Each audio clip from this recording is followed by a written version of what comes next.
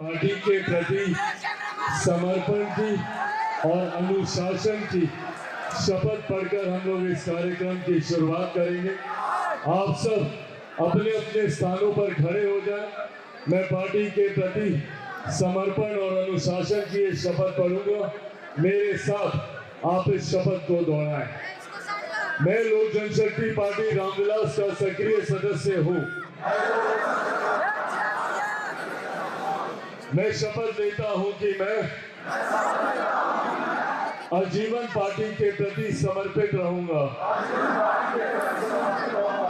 तथा पार्टी के सिद्धांतों को आम लोगों तक पहुंचाने का काम करूंगा। मैं अभिनंदन समारोह में आप सबका स्वागत करता हूं, आप सबका अभिनंदन करता हूं। आज हकीकत है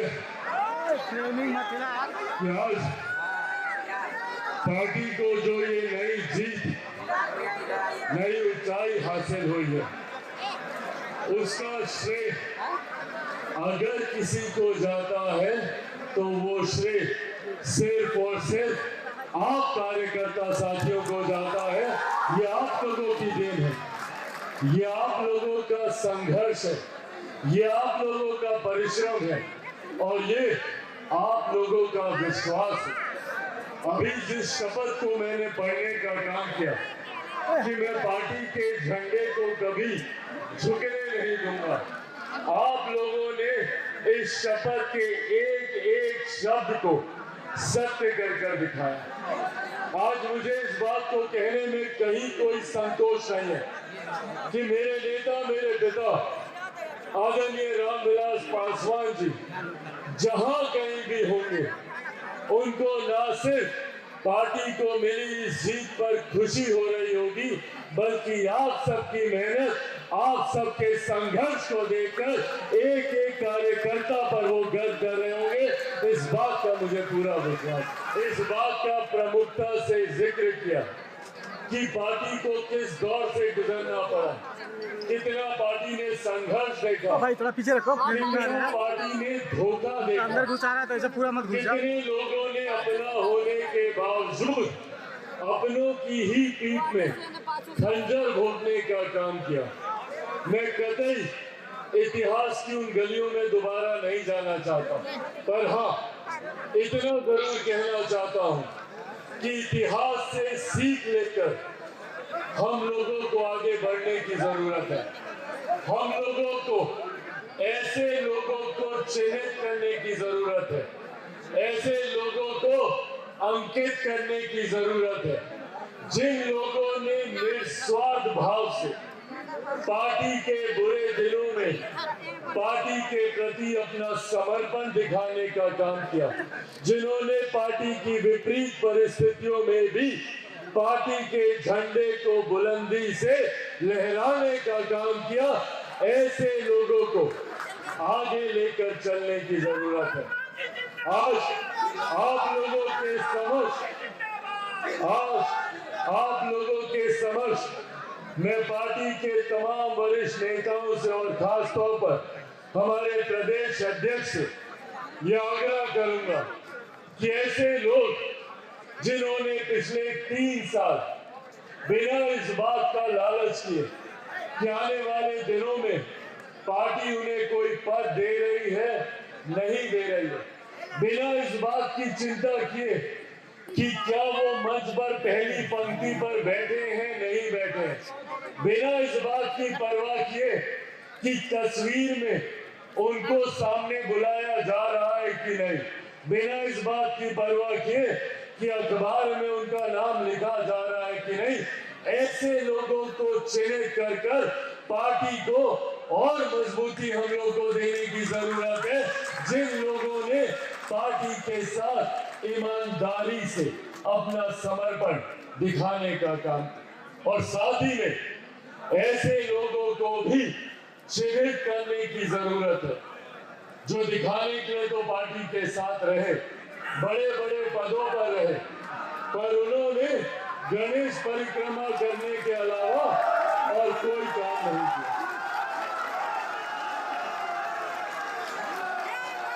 पिछले चुनाव में और इस बात को मैं चाहता हूं कि आप सब इस बात का विश्वास रखें कि आपके पार्टी का राष्ट्रीय अध्यक्ष धोखा खाया हुआ व्यक्ति है। अपनों से ही मैंने धोखा खाया है। तो कहते हैं ना कि भैया दूध का जला छाछ भी फूंक फूंक कर पीता है। ऐसे में इस चुनाव में मैंने व्यक्तिगत तौर पर इस बात का ध्यान रखा कि पार्टी के किस नेता की, किस पदाधिकारी की और तो और किस कार्यकर्ता की क्या भूमिका रही। आने वाले दिनों में पार्टी एक एक करके हर एक लोकसभा सीट की समीक्षा करने का काम करेगी और उस समीक्षा में भी इस बात को अंकित किया जाएगा कि न सिर्फ लोक जनशक्ति पार्टी रामविलास की सीटों पर पार्टी के किस कार्यकर्ता की क्या भूमिका रही, बल्कि गठबंधन की भी सीटों पर पार्टी के किस साथी ने, किस कार्यकर्ता ने ईमानदार भूमिका से पूरा समर्पण दिखाने का काम किया। पार्टी जहां उसको पुरस्कृत करने का काम करेगी तो ऐसे लोगों को भी चिन्हित कर उनको पार्टी से दूर करने का काम करेगी जिन लोगों ने साथ रहकर दूसरे लोगों की मदद करने का काम किया। और ये नाम मुझसे छुपे नहीं है। ऐसे हर एक नाम को बिहार की 40 लोकसभा में मैं जानता हूं जिन्होंने चुनाव के दौरान कोई और भूमिका निभाई और अब चुनाव जीतने के बाद संभवतः सबसे पहले फूल, माला और मिठाई लेकर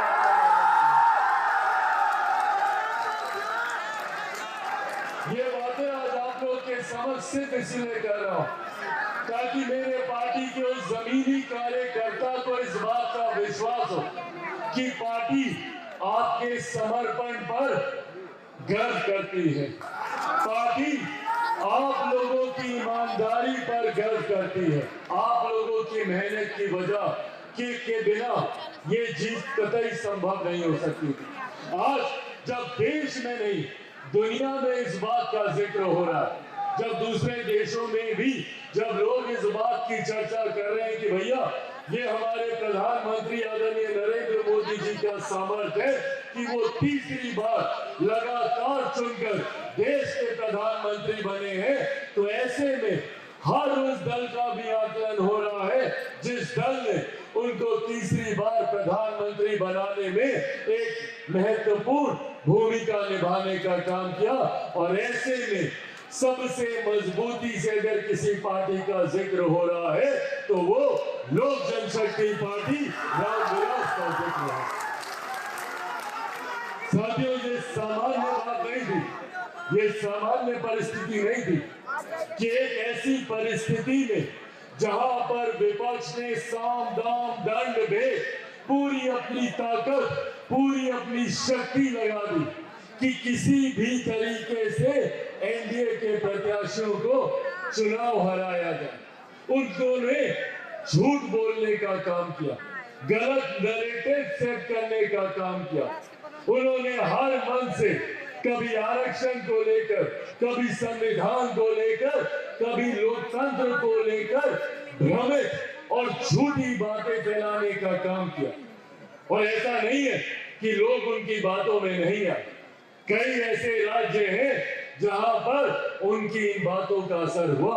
हम लोग के बगल का राज्य उत्तर प्रदेश में जिस प्रदर्शन की हम लोग को उम्मीद थी, अपेक्षा थी, वैसा प्रदर्शन नहीं रह पाया। पर ऐसे में मैं जहां अपने कार्यकर्ताओं का धन्यवाद करूंगा तो वहीं बिहार की जनता का भी मैं धन्यवाद करूंगा जिन्होंने विपक्ष के झूठ को ठुकराते हुए प्रधानमंत्री जी के नेतृत्व, मुख्यमंत्री जी के नेतृत्व और एनडीए की ताकत पर भरोसा करने का काम किया। और उसका सबसे ज्यादा फल अगर किसी को मिला तो वो लोक जनशक्ति पार्टी रामविलास को मिला। आज मुझे गर्व होता है ये कहते हुए कि हमारे नेता, मेरे पिता आदरणीय रामविलास पासवान जी, उन्होंने हमेशा से ये सपना देखा कि पार्टी नई ऊंचाइयों पर जाए। सन 2000 में जब उन्होंने पार्टी का गठन किया, वहां से लेकर जब तक वो जीवित रहे, उन्होंने हमेशा विपरीत परिस्थितियों से भी लड़ते हुए पार्टी को नई ऊंचाइयों तक लेकर जाने का काम किया। 2004 के लोकसभा के चुनाव को पहली बार पार्टी ने लड़ने का काम किया।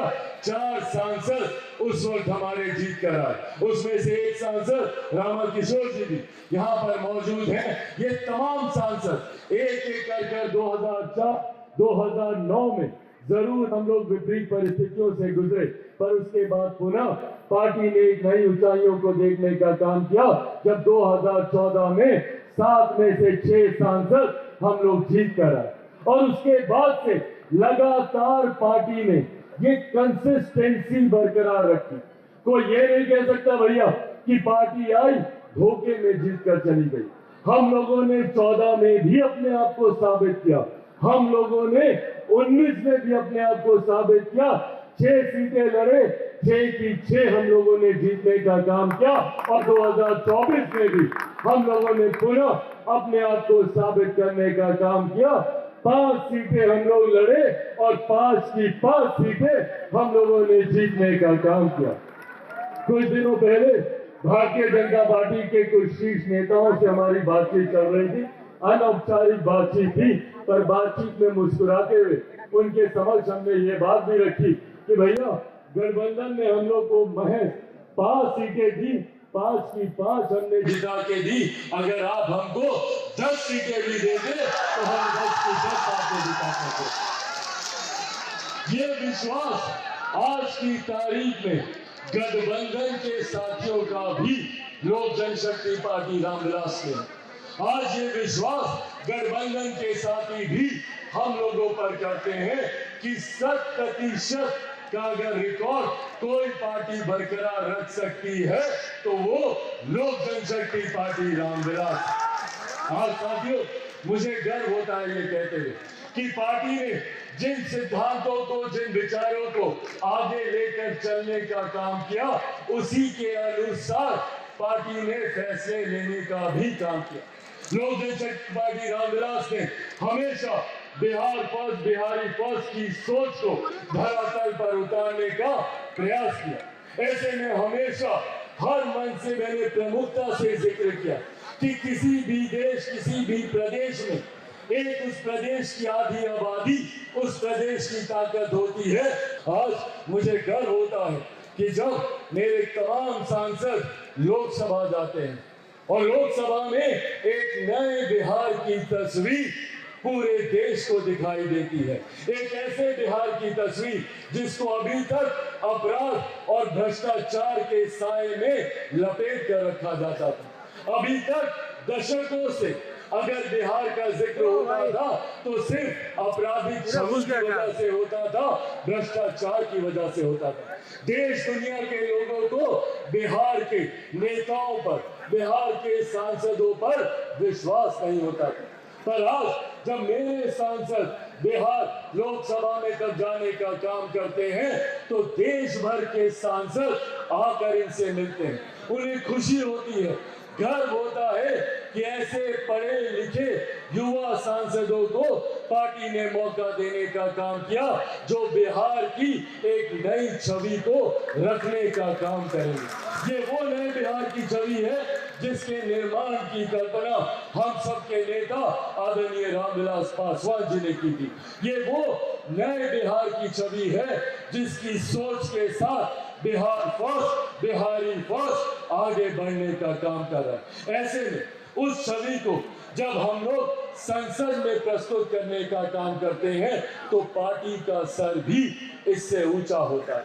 ऐसे में मुझे खुशी है कि हम लोगों के पार्टी में सबसे कम उम्र की सांसद, समस्तीपुर से हमारी सांसद शांभवी चौधरी जी को पार्टी ने मौका देने का काम किया।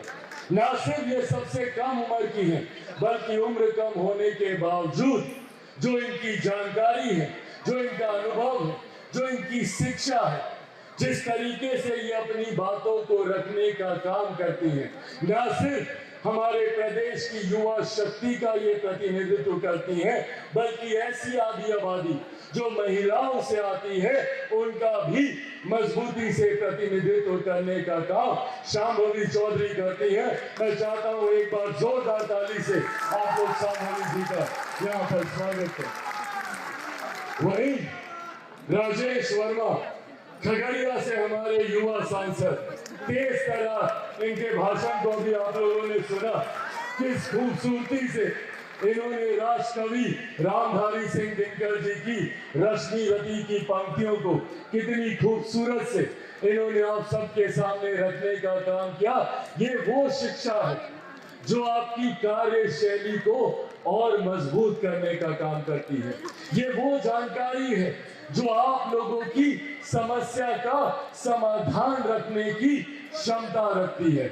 ऐसे में मुझे उम्मीद ही नहीं, पूरा विश्वास है, इन्होंने अपने संबोधन में जिक्र किया खगड़िया का, जहां खगड़िया मेरे नेता, मेरे पिता आदरणीय रामविलास पासवान जी की जन्मभूमि रही है, तो वहीं मेरी भी भूमि रही है।